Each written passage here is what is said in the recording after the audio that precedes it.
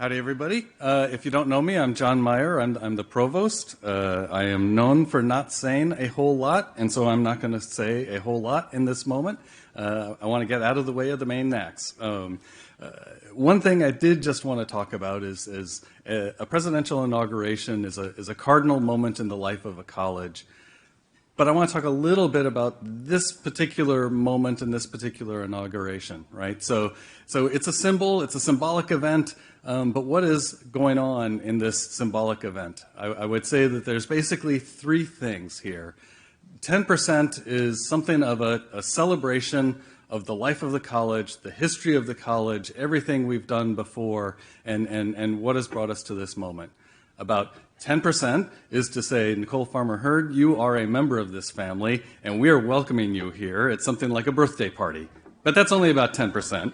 The remaining 80%, it's all about, okay, we're in this moment, where do we go from here? I guarantee that in the remarks you hear for the remainder of the day, you're going to be hearing things about, okay, we're great, Nicole's great, where are we going to be going from here, right? All the trappings of the event, they're all surrounding just that.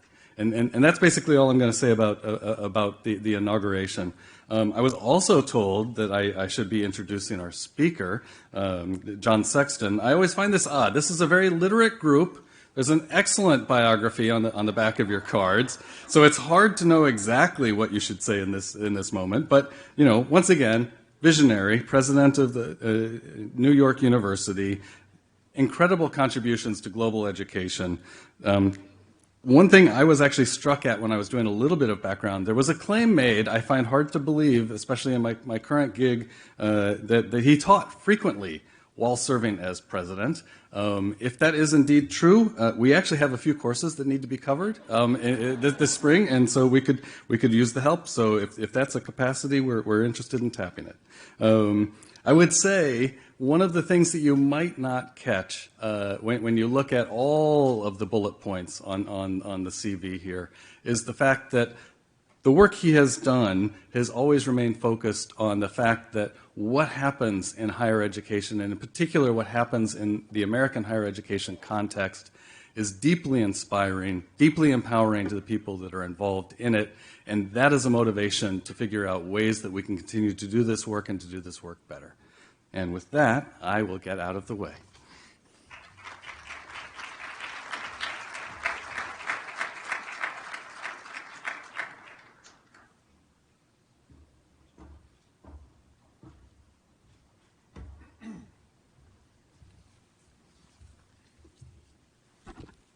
Thank you very much, John, for that introduction. It's interesting to me that you described today so accurately and so candidly, but to give you a sense for what's coming over these next few minutes, and I'm not going to take a lot of your time. I'm just going to follow the formula John has given me and play through that for 10 or 15 minutes because we need to mark occasions like this with the trappings of, and here comes a word that will give you the spirit of my remarks, the trappings of liturgy. So there's a way in which, even though we're at a secular institution, even though I was the president for 14 years of a secular institution, and before that the dean of its law school, a secular institution, there's a way that in moments like this we're called to a different kind of space. This is not ordinary space. Stop for a minute about the biography. So I'm a Catholic. I went to a Catholic high school after a Catholic elementary school. Then I went to a Catholic college. And if the university from which I had graduated, Fordham, had accepted me, I would have gone there for law school. But they turned me down, as did NYU, and frankly, all of the law schools I applied to initially.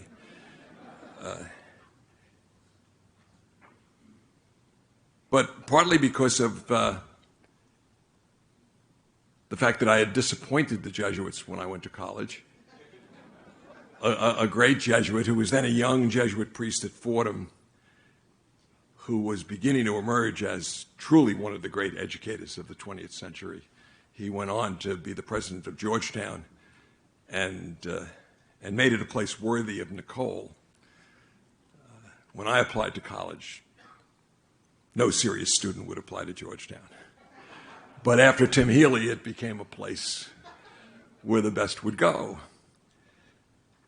And Father Healy, who had expected me to go to Fordham and become a Rhodes Scholar and do the things the Jesuits had planned for me, stopped me on the quadrangle as I limped to class, ironically, going to class because if I got another grade below C, I wouldn't graduate. My grade point average was hovering somewhere around what would be a very, very good earned run average in baseball today. I mean, Cy Young quality. Not quite Bob Gibson, but Cy Young quality. And Healy stopped me and he said, "You've been a big disappointment to us." I, of course, was devastated. We all admired Tim Healy. And he said, "But we're going to give you a second chance."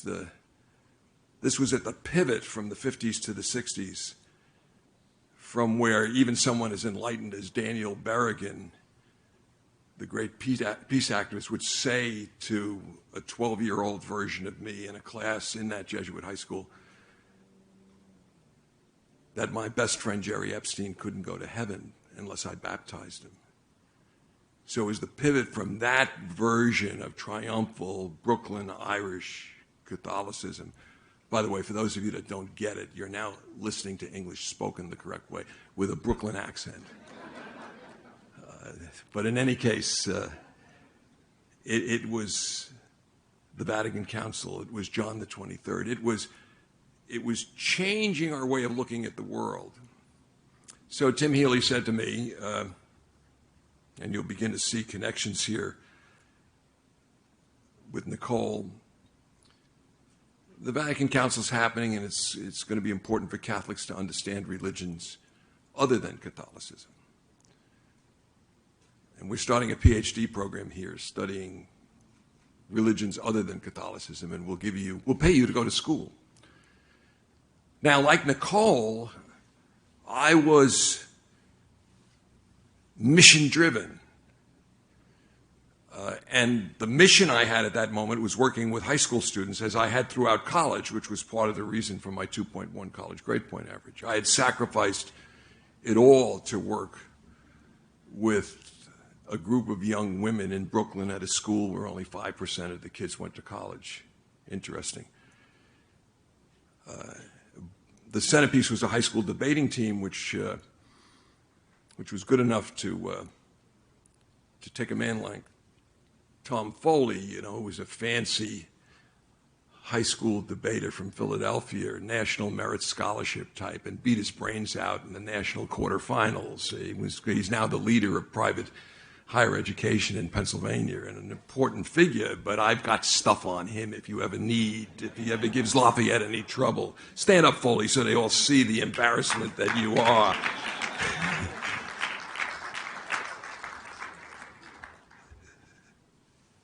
So, I felt very honored that Healy was going to pay me to go to graduate school for a PhD in anything. And my mom, my father had died, my mom who was raising us, couldn't complain about my studying religion. It was like a great, defense mechanism. So I got my PhD in religion, and that framed a very different view of the world, and brings me back, John, to your remarks where you talk about this as a symbol. I would say this is a sacrament.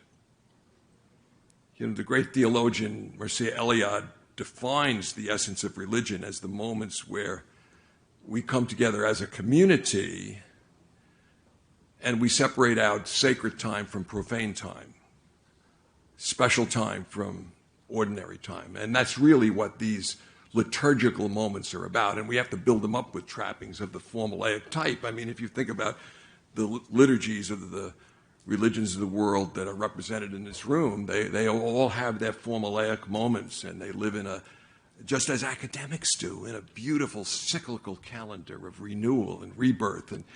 And yes, it's true that all during my time as dean and all during my time as president, and for every year, this is the 61st year, I've taught at least a full faculty schedule, always 4 or 5 courses, never less than 4 or 5 courses a year. And when people at NYU would say, how do you do that?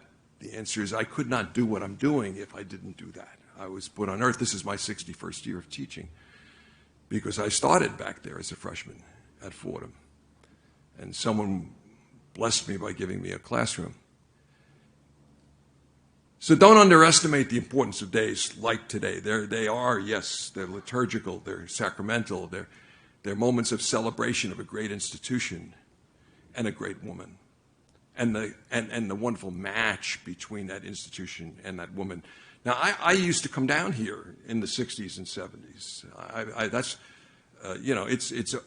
It's over 50 years ago that I walked on this campus for the first time, because there was a high school debate tournament that the young women that I coached and I would come down to here, and the debate team here was then a terrific debate team. I hope it still is. If not, the president should get behind it and make sure that it is from now on, and I'll volunteer to help in any way you want with that.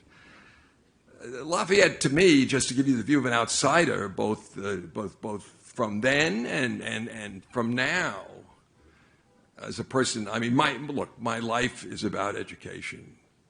John was right in saying, yesterday I sat in the courtyard at NYU Law School because I love the community there, but I met from a whole range of young people and older people, from a young woman. She was so fashionably dressed. I sent her picture I know people only by first name, and a former student had asked me to meet with this Ellie, and I sent Ellie's picture to my 3 granddaughters who are her age. 2 of them are seniors in high school, and Ellie's a senior in high school, and wanted to talk to me. And one of my granddaughters wrote back and said, she has 140 million followers on TikTok. And I said, is Grandpa cool? But I met, from this high school senior, in fact, there were 2 or 3 of them yesterday, to a couple of deans, because the life of a teacher, the life of a dean, the life of a provost, the life of a president is, I invented a word for it. We're possibilitarians. We're possibilitarians. Our students don't have to study. They don't have to do the reading. They don't have to participate in class. They don't have to, we can't order them to do anything. We can only do that a little bit as parents, for God's sake, let alone as in loco parentis. And when you're a dean or a provost or a president, you can only put on offer a view for the place. And that's another thing that this is about, I try to explain to people like Bob, and what a wonderful description that was, Bob. Congratulations on the outcome. Congratulations on your ability to articulate a process that was inspired. And Leslie told me to tell you she's a good lawyer. But when I talk to boards, I try to explain to them, when you have on your board, the people I had on my board in New York City, who CEOs of large corporations in the world, some of them own those companies. They're not quite command and control the way a general is. But if you own the company, you're pretty close. If you're the CEO and you've got a good board, even though there's shareholder formality, you got it. Even in an NGO like CAC, people want to please you, and they, by and large, listen to you. So if that's the spectrum that I've just described, if you want to talk about what it's like to be a dean, a provost, or a president, you'd have to extend the spectrum over to those lights over there in terms of, we can only be possibilitarians. We engage in what's called evocative leadership. You put a story of possibility out there. Now, when I look at Lafayette, I look at an extremely special place, a place that's worthy of a woman that I claim as a student, that I claim as a protege. It was 12 years ago. She walked into my life. More on that in a moment. But Lafayette's worthy of her, and vice versa. This is a special community. When I think of Lafayette over the some 50-plus years I've known it, it's a place that attends to the mind and the soul, the spirit, if you want to call it that, at deep levels, and discharges into the world change agents that are just capacitated to go out and change the world in whatever they define as being a better way. I think Lafayette is conscious of something that I try to instill in all of my students. You know, during my time as presidency, I taught not only a full faculty schedule. I never allow anyone around me. I just edited something yesterday to refer to teaching as a load. It is such a great privilege. And to be blessed with a classroom is one of the highest honors you can be given. So I had a schedule that frequently had me, well, for my entire time after Abu Dhabi was created, I taught both in New York and in Abu Dhabi in person, and every other semester in Shanghai. So I was literally teaching students around the world. And I could say to them what I could say to you, everybody here. I don't know if you've ever reflected on this. Everybody in this room was given two gifts. We had nothing to do with earning them. It was almost, if you want to use a theological metaphor, it was just a grace that was given to us. Everybody here was born smart. You know, you could have been born dumb. Okay, most people are not born as smart as the people in this room, and you had nothing to do. You didn't earn that. You may have used it well since, developed it well, but you didn't earn it. And you were born smart in a place where it made a difference to be smart, and you had the opportunity to develop it. I continue to be a full-time faculty member at NYU, but most of my outside efforts, all of my outside efforts are with nonprofits, and the largest is a university a friend and I created over the last 12 years, which focuses on refugees, displaced people, the homeless, and so forth. When I was taken out of the relative cave of American higher education and into the world of education around the world and the sustainable development goals, and you see the reality, just listen, I'm going to give you just two numbers. There are 40 million children in the world right now that are school age that will not see a teacher for one day in their entire lives. It doesn't make a difference if they were born smart. And there are 350 million additional young people in the world who have no opportunity to go beyond the fourth grade. And that doesn't even get you to the people I deal with the University of the People, 125,000 college-ready Syrian refugees in camps in Turkey, Lebanon, and Jordan who just can't get to college. Now, I think that those of us that were born smart with the opportunity to cultivate that intelligence into making a difference have an obligation to use it to make a difference. And that, it strikes me, is what unites Lafayette and Nicole. Because I see in Lafayette that attention to transformation,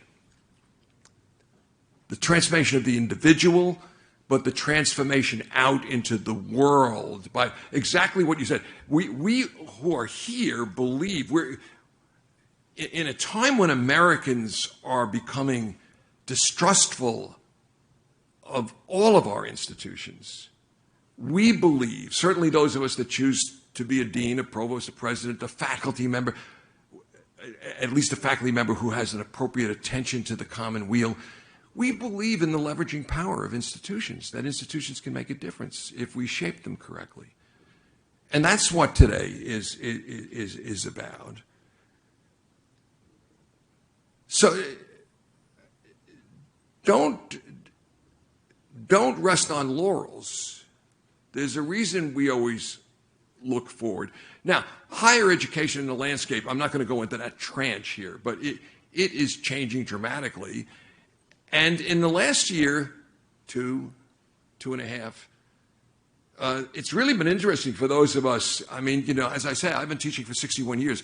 I never thought I would be able to learn and use as well as I do something called Zoom. I didn't know what it was. Now, it's not going to replace my flying to Abu Dhabi for my classes, because I'm a tactile, hugging, I'll go up to a student and first ask permission, but then put my arms around him or her when he or she is given an answer that isn't sufficient, and I will say, that answer is not worthy of you. Let's now think a little bit here together. I'm going to hug you while you take a minute to think out a better answer. And then if you want, you can phone a friend, because our class is that way. No, we've got an opportunity now, coming out of this horror of the last couple of years, to amplify what we do by using the capacities we learned over the last couple of years, but not losing the sense of deep interpersonal serendipitous place that Lafayette provides. And I'm here to tell you that in this moment, for this place, there is no one that could approach Nicole as the right leader for you. She has an insufficient, even though she's a religious studies PhD, I'm going to tell you right now, she has an insufficient, and if you want any testimony on this, you just ask Bill and Monica and Matthew. She has an insufficient understanding of the doctrine of original sin. I used to say at NYU, this was our human resources. By the way, my Jewish wife would say to me, nobody understands your religious metaphors. Do you get that? And they just don't get it. They think you're they kind of go along. They know when to laugh because you kind of give them a signal with your hand, but they just, you're charming. That's the only thing you got going for you. No, but I used to say, we would have a group like this, the new employees at NYU, because, NYU is the second only to the government as an employer in New York City. And I'd gather them all together, and I'd say, our human resources philosophy requires an understanding of original sin. You don't have to accept it theologically, just accept the reality. There is no perfection in this world in which we live. So if you're going to hold yourself to a standard of perfection, which she does to herself, you're going to make it very, very hard. So even if you do that for yourself, and I urge you not to, and part of my job in her life is to counsel her to, it's okay to make a mistake. If you go to college and you get a 2.1, you understand there's life after failure. Okay, it's all about what you do next. It's all about whether you get better each day, right? And she will hold a high standard for you. And my students, it's really interesting. There's a warning, a one-paragraph, bold-faced warning on my undergraduate courses saying this course is not for the faint of heart. There's an average of 300 pages a week of reading. You have to write a paper every week. You're going to be grilled in class. Do not take this. This year, of the 20 kids in the seminar, 9 said they took it because of the warning. I don't know what they are. But they come to understand, as you will understand about Nicole with Lafayette, the high standards are set out of admiration. Those girls that debated against Tom Foley and cleaned his clock regularly, that defeated Pennsylvania's Larry Summers all 3 times he debated against them, still hasn't gotten over it. Even after his presidency of Harvard and Secretary of Treasury. Doesn't like me to mention that publicly. Shh, don't repeat it to him. 0-3. Against the St. Brendan's girls. No. they achieved what they achieved because some kid arrived at the age of 17 to teach them, who had been the National High School Debate Champion and therefore thought they could do it because he respected them and would never settle for less because it was so easy to do. The most important thing that happens in a classroom, in a school, in a university, is the expectation set by a loving leader. And that's what you're going to get from Nicole. 12 years ago, we met because she had come up with the idea for the College Advisory Corps at the time when I had come up with a similar, far inferior idea. I mean, they were almost identical in substance, but a mutual friend said, you know, John, you've got this idea you're talking about, which I called guidance counselors for America, which right away would have put all the guidance counselors against me. You've got to meet Nicole. And I'll tell you something. You had this experience. She is, as President Obama said when he had her at the White House in 2015, a champion for change. I've seen it from the beginning, 12 years ago. And I've been a supporter of hers and a mentor for her. And there are two words that I associate, and I think Nicole's picture will be in the dictionary next to them, and those words are community and inclusion. And as a person who has been taught that we in humankind are a community and that we enrich ourselves by embracing the difference, my greatest teacher said, by playing another octave of the piano. If there are notes out there that you haven't touched, if there's a food you haven't eaten, if there's a music you haven't heard, a place you could get to that you haven't been, if there's a kind of person you haven't met to whom you can listen, if you can come to see the world not through the one window you're given, but through the many facets of a diamond, it's a much richer experience. Embrace the joys of creation. That's what Nicole has insisted we do with education, that we reach out into the nooks and crannies where people who are born smart but don't have opportunity are, and find them and nurture them through. And that's the spirit she'll bring here. And this place, as great as its history, true to be celebrated, will be amplified and will grow exponentially into a force you cannot imagine. Now I'm going to close with one metaphor I talk to my students about constantly, because it's been a pleasure to see this in Nicole's life, and you're going to see it here. And it comes back, Bob, to the story you told about the dogs.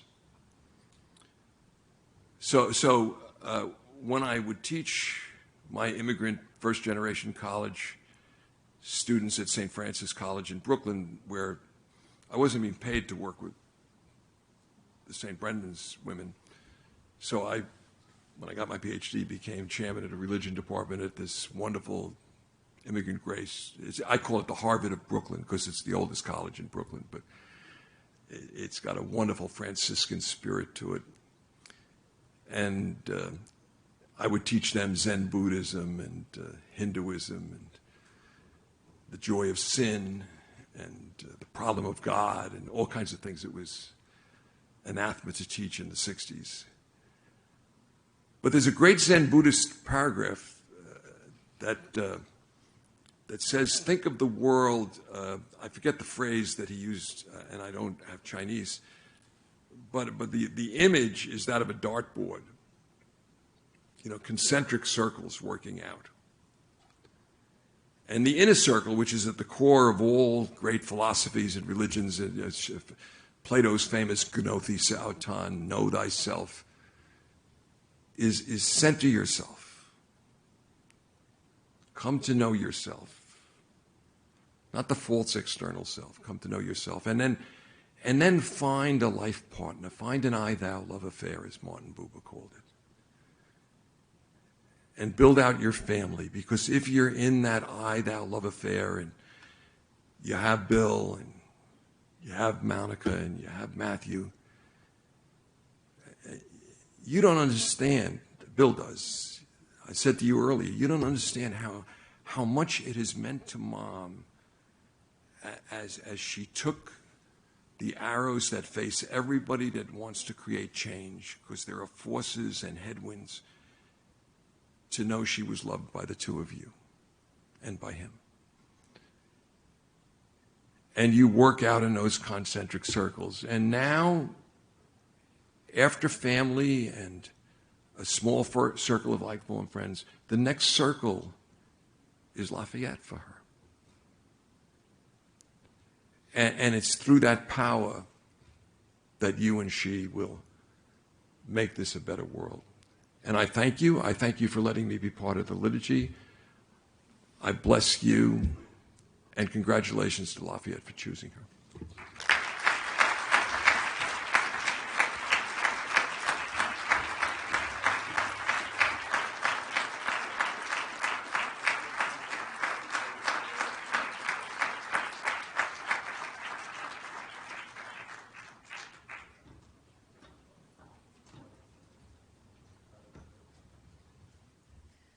So you just saw it. We were hugging. It's that California love thing. No, in all honesty, I will say this about the hugging and the love thing. I think when I was a little girl, I don't know how this got into my head, but I think for some reason I thought love was scarce. That for some reason, you had to go find the perfect partner, or you had to go find the perfect this or the perfect that, and that somehow it was something that maybe you had to chase down, and when you got it, you had to kind of hold on to it tight because it was scarce. At this point in my life, I actually know that was wrong. Love is actually abundant. It's actually everywhere. And one of the things I love about my friend, my mentor, is that he radiates love and light in ways that makes the world a better place. So one of the reasons why I love John so much is that the love just exudes out of him. And he's one of those people in my life that I remember, it's not scarce. It's abundant, and we're in this together. So, John, I love you, and thank you for coming here today.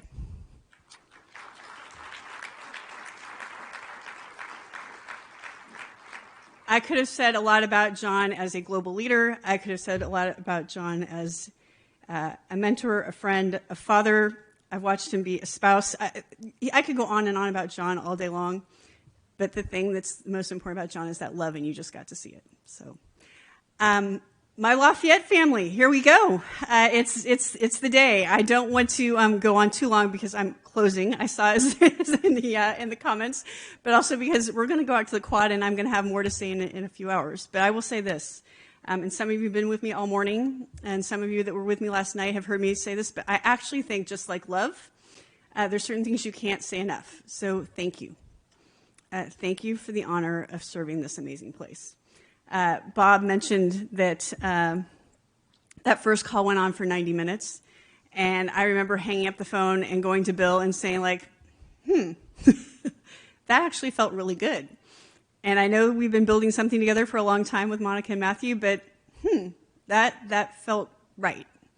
And then the next call came, and then a Zoom call came, and all of a sudden there were 13 members of the Lafayette family staring at me. And again, it was one of those moments where I'm not sure you're supposed to enjoy a search process that much. I was having a blast, right? All of a sudden there was dreams, and there were hard questions, and there was, and I'm going to use the word, community. And I felt it. I felt this embrace through Zoom of these people who care and love about this place, and they were reaching out to me, and I could feel it, and I was reaching back. I'm not sure you're supposed to call an interview a virtual hug, but it felt that way. And then the second call came, and this time it was like 2.5 hours. And again, most people would not think 2.5 hours being grilled on Zoom feels like a good thing. But I remember calling Bill. I had done all my work at home because of COVID for a year at that point. But I went back into the office just to take this call because I didn't want any problems with the Wi-Fi or the dogs, or Monica and Matthew were both taking classes from home as well. And I remember after 2.5 hours, get off the Zoom call, and I called Bill and I said, I think I'm falling in love. And I think we might need to really think about doing this together. Now, Monica was already off to the University of Virginia. And actually, the person who's probably happiest that we're here today is Matthew. So Matthew is a freshman at the University of North Carolina, Chapel Hill, which means we left home for him to go to college. So he was really happy when he found out that mom and dad would not be 15 minutes away, but actually 8 hours away. So Matthew, you're welcome.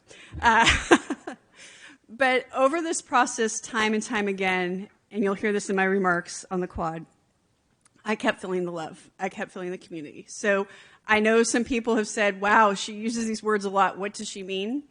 And again, I want you to know, I mean deep, profound community. I mean the kind of community that actually involves accountability. The kind of community where you have to say hard things to each other. The kind of community where you have to make hard decisions together. You know, one of the things I don't like to do in life, and I learned this from people who are in this room who are I'm going to name some of them because I can see them and I want to mention them because they inspire me so much. Learned this from Pat Lampkin and Wayne Cozart. So Pat and Wayne are here from the University of Virginia. Pat and Wayne are the University of Virginia. There would be no UVA with Pat and Wayne. I've known Pat and Wayne for a long time. Pat and Wayne taught me you don't check boxes in life. Checking boxes is actually transactional. Checking boxes is superficial. You do the work. You get in the dirt. You roll around in it. You do the work. They lived on the lawn for years with students running all over the place, and people would say, why would you want to do that? Because they were doing the work. They wrapped their arms around people, and they changed their lives. When I think about what I wanted to be, I always said, Bill, let's go be Pat and Wayne, because of the love and light that they radiate. I'm looking at this room, I'm seeing all sorts of friends. Bill's parents are here, who I love with my whole heart. I'm looking at, and I'll talk about some of these people some more, but Elizabeth Mason, here is somebody who is a force of nature, who created a nonprofit that changed the way we were all thinking about the social safety net. And she's still the person that, without fail, my phone lights up and says, I love you. I mean, come on, Elizabeth, like, I love you too. And we just don't say it to each other enough. We just don't say it to each other enough.